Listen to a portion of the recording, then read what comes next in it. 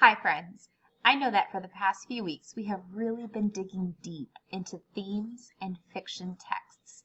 So this week we're going to really start to analyze the difference between plot and theme. Okay? So remember, the plot is like the story arc. What happens in the story? What is it about? And the theme is the message or the lesson. Okay? So this week we are focusing a lot on the differences between plot and theme. So to help us kind of organize our thinking, we're going to be using this graphic organizer. And I have already filled it in with an example from Dancing in the Wings, which was our mentor text for last week. Okay? So you can either print this graphic organizer.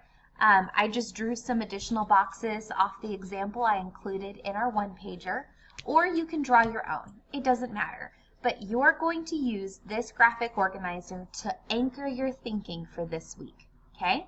So your job for today, I want you to listen to the story, the read aloud for this week, and be thinking about two things: the plot, what happens in the story, okay, the story arc, and the theme.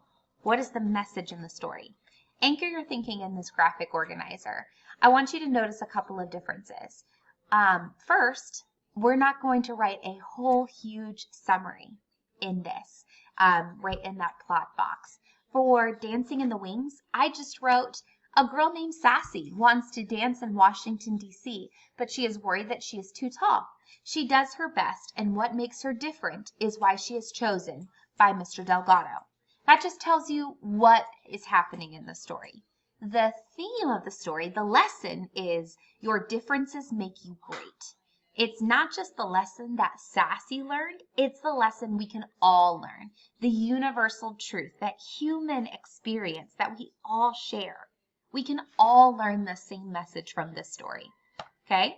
So your job for today, listen to the read aloud, be thinking about the plot and the theme. Fill out this graphic organizer and submit it to Seesaw so that I can see your thinking. We'll be using this graphic organizer throughout the week. So for every read aloud we listen to, or for what we use in our shared writing on Thursday, you will need this graphic organizer to get us started on our justification piece. Okay?